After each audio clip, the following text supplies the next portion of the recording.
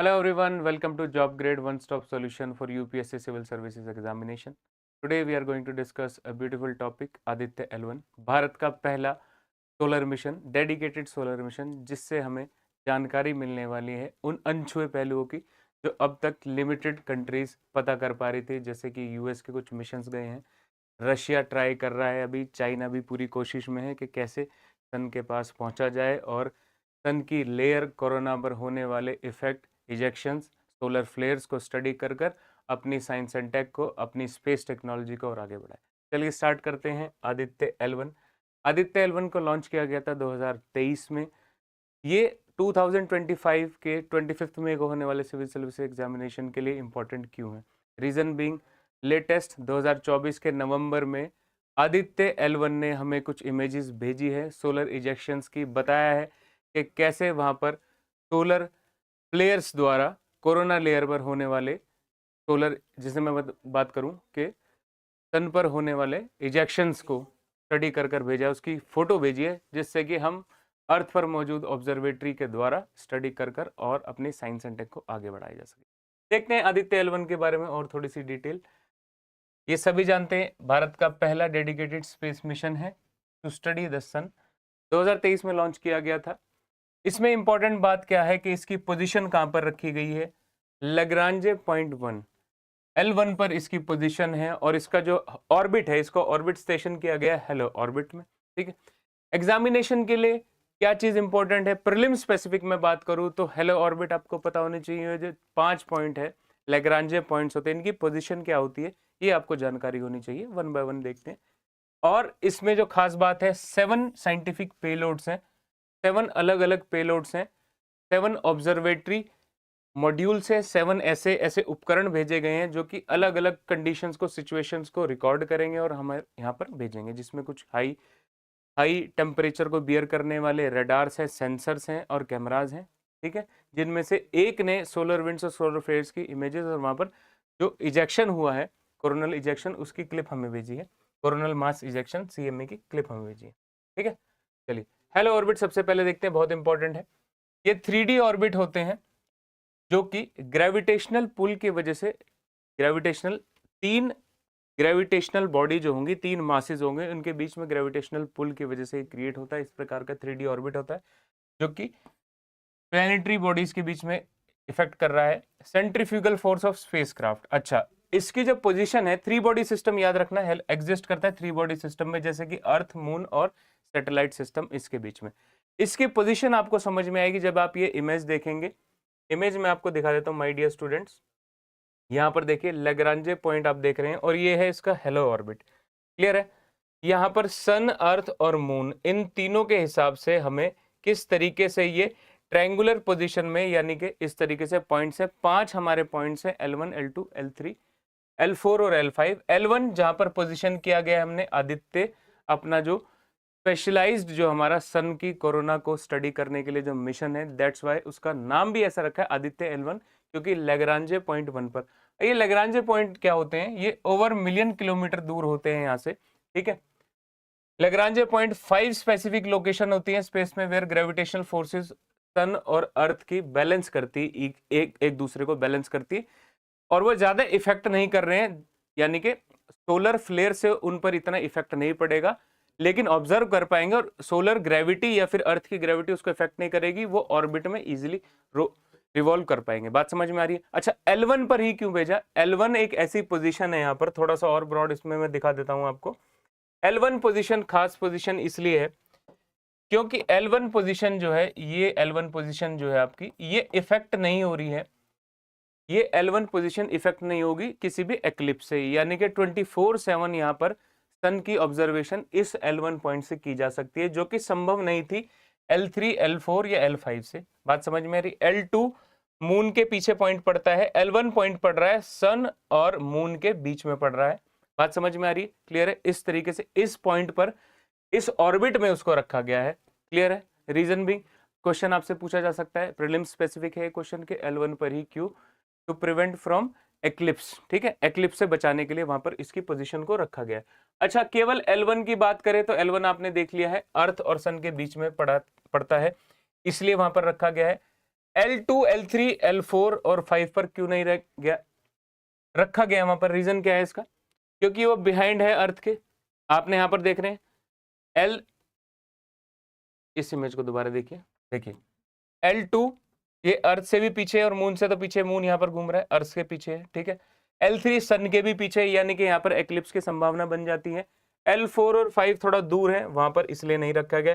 L4 और L5 के लिए फ्यूचर में एक्सपेडिशन जा सकते हैं बिल्कुल, और कंट्रीज भी ट्राई कर रही है, हम भी ट्राई करेंगे। Position at the apexes of the equatorial triangle found by the sun, earth and these points. अच्छा, यहाँ पर जो है इन पॉइंट्स पर क्या है, अगर कोई भी ऑब्जर्वेटरी प्लेस करनी है तो वो थोड़ी ज्यादा महंगी पड़ेगी, और उसके लिए खर्चा, यानी कि उसके लिए टेक और हाई एंड की होनी चाहिए हमारे पास, जिसको कि इन फ्यूचर में आपको L4 और L5 देखने को मिल सकते हैं, ठीक है। अपोजिट साइड पर है 3, इसलिए नहीं रखा गया है। बात समझ में आ रही है? 1 की आपको क्लियर हो गई है क्यों रखे, 1 पर प्लेसमेंट क्यों की गई है। अच्छा, इंपॉर्टेंट चीज यहां पर आती है, प्रीलिम स्पेसिफिक के मेजर ऑब्जेक्टिव्स क्या थे इस मिशन के, करना क्या था इस मिशन को, भेजा क्यों गया, कारण क्या है, इससे हमें उपलब्धियां क्या मिलेगी, इससे हमें ऑब्जर्वेशन क्या मिलेगी, इससे हम रिकॉर्डिंग्स क्या लेंगे, ठीक है। सबसे पहले कोरोनल हीटिंग को स्टडी करने के लिए, सोलर विंड एक्सेलरेशन को स्टडी करने के लिए, most important coronal mass ejection को पता करने के लिए, जो कि नवंबर 2024 में इसका रिजल्ट भी आ गया है। कोरोनल मास इजेक्शन का रिजल्ट नवंबर 2024 में आ भी गया है माय डियर स्टूडेंट्स। इसका रिजल्ट मैं आपको दिखा देता हूँ। रिजल्ट कैसा है, इस तरीके की इमेज आपके सामने आई है, सीधा हाई डेफिनेशन कैमरा से वहां पर हाई टेम्परेचर को बियर करते हुए हमारे ऑब्जर्वेटरी आदित्य L1 ने इमेजेस भेजी है। ये कब भेजी गई है? 2024 जुलाई में ओकर हुआ था, लेकिन नवंबर तक हमारे पास ये चीजें हमारे पास आई हैं। Scientist using the visible emission line coronagraph, ये उन 7 में से एक उपकरण है VELC, जो आदित्य L1 पर प्लेस किया गया था, जिससे हमें इमेजेस वहां पर आई हैं, ठीक है।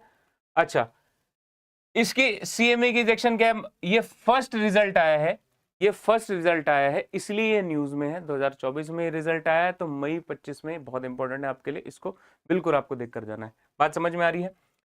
अब ये जो कोरोनल मास इजेक्शन से होती है, ये होती क्या है, जब सोलर फ्लेयर्स यानी कि तूफान आते हैं सूर्य पर, आप जानते हैं कि सूर्य पर लगातार जो है कन्वर्जन हो रही है एनर्जी की फॉर्म की, हाइड्रोजन हीलियम में कन्वर्ट हो रही है, या हीलियम हाइड्रोजन में कन्वर्ट हो रही है। सबसे बड़ा मुद्दा हमारे सामने होता है। कमेंट सेक्शन में मुझे बताइएगा माय डियर स्टूडेंट्स, आपके लिए छोड़कर जा रहा हूं मैं, क्या हीलियम हाइड्रोजन में कन्वर्ट हो रही है या हाइड्रोजन हीलियम में कन्वर्ट हो रही है? बहुत ही बेसिक साइंस का क्वेश्चन है, आपको ये पता होनी चाहिए। न्यूक्लियर फ्यूजन या न्यूक्लियर फ्यूजन हो रहा है यहाँ पर, चलो आपको मैं बता देता हूँ, न्यूक्लियर फ्यूजन हो रहा है, न्यूक्लियर फ्यूजन से हीट जनरेट हो रही है। बस मुझे ये बता देना, क्या कन्वर्जन हीलियम का हाइड्रोजन में हो रहा है या हाइड्रोजन का हीलियम में हो रहा है, ये आपको पता होना चाहिए, ठीक है। वहां पर जो मास इजेक्शंस हुई हैं उसको रिकॉर्ड कर कर आदित्य L1 ने भेजा है हमारे पास, इसलिए इंपॉर्टेंट है। अच्छा, और इसकी सिग्निफिकेंस ऑब्जेक्टिव्स देखते हैं। सोलर विंड डिस्ट्रप्शन जो हो रही है और जो टेम्परेचर में चेंजेस हो रहे हैं उसका पता लगाने के लिए, देखिए सूर्य पे कोई भी गतिविधि होगी तो उसका फर्क पृथ्वी पर जरूर पड़ेगा। पृथ्वी पर हमारे किए जाने वाले बुरे कर्म, हम यहाँ पर इतना कार्बन एमिशन करने, इतना हमने ग्लोबल वार्मिंग को इंक्रीज कर गया है, उसके अलावा सन पे होने वाली एक्टिविटीज भी हमें इफेक्ट करेगी। अगर सन की हीट बढ़ती है तो भी यहाँ पर उसके इफेक्ट हमें देखने को मिलेंगे। अगर सन के ऊपर वहां पर सोलर विंड्स और तेज चल रही है, यानी कि वहां पर मान लीजिए वहां पर भी तूफान आते हैं रेगुलर तौर पर, तो वो भी हमें इफेक्ट करेगा, वो भी हमारी ग्रेविटेशनल फील्ड को भी इफेक्ट करेगा, दोनों के बीच में, क्योंकि हम सन के ही आसपास चक्कर लगा रहे हैं, पूरा हमारा सोलर सिस्टम उससे इफेक्ट होगा। बात समझ में आ रही है? अच्छा, CME इजेक्शन सोलर फ्लेयर आपने देख लिया है, नियर अर्थ स्पेस की वेदर को भी इफेक्ट करेगा और डायनेमिक्स को इफेक्ट करेगा पूरे सोलर एटमॉस्फेयर की। बात समझ में आ रही है? ये चीजें थी। अच्छा, ये मिशन तो आपने भेजा, लेकिन ऑब्जेक्टिव के साथ साथ ये हमारे लिए इंपॉर्टेंट क्यों है इतना पढ़ना, सिग्निफिकेंस क्या है कि आदित्य L1 सबसे पहली बात तो ये पहला ऐसा मिशन है भारत का जो सूर्य पर भेजा गया है, ठीक है। इस मिशन को भेजते ही हम उन कुछ चुनिंदा देशों की श्रेणी में आ गए हैं जो कि सूर्य की ऑब्जर्वेशन कर रहे हैं। बात समझ में आ रही है? ठीक है, की प्लेयर्स में करता है जो कि सोलर सिस्टम साइंस पर काम कर रहे हैं। आगे के लिए L2 L3 के लिए रास्ता खुल गया हमारा, और इन फ्यूचर हम सन के पोल्स और अदर सोलर मिस्ट्रीज पर हम काम कर सकते हैं और उसकी गहराई में जा सकते हैं। देखिए, जितनी समुद्र की गहराई में जो राज छुपे हैं, उतने ही स्पेस में भी राज छुपे हैं। इसीलिए हमारी इसरो काम कर रही है।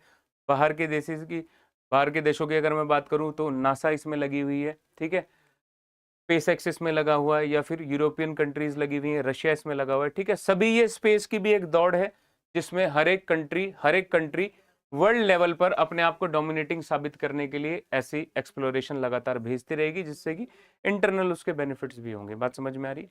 अच्छा, other than this my dear students, मैंने आपको बता ही दिया है कि सिग्निफिकेंस क्या है, पॉइंट्स के बारे में मैं आपको बता चुका हूं। इन 15 मिनट के शॉर्ट सेशन में हम आपको आने वाले प्रीलिम्स 2025 के एग्जामिनेशन में कैसे आपको लिमिटेड टाइम में मैक्सिमम चीजें जो कि इंपॉर्टेंट है एग्जाम की प्रिपरेशन करने के लिए वो बता सकते हैं। उसके उसी श्रृंखला में आज हमारा साइंस एंड टेक का आदित्य L1 बहुत इंपॉर्टेंट पोर्शन हमने कवर किया है, देखा है किस तरीके से इसको देख सकते हैं। माय डियर स्टूडेंट्स, हमसे जुड़ने के लिए हमारे टेलीग्राम चैनल को सब्सक्राइब कर सकते हैं और अदर हमारे सोशल मीडिया हैंडल को भी देख सकते हैं। For more such details and videos, subscribe to JobGrad IAS. Thank you so much.